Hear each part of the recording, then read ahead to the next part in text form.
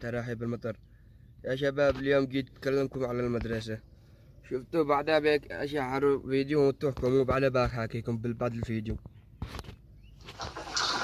السلام عليكم يا رجال.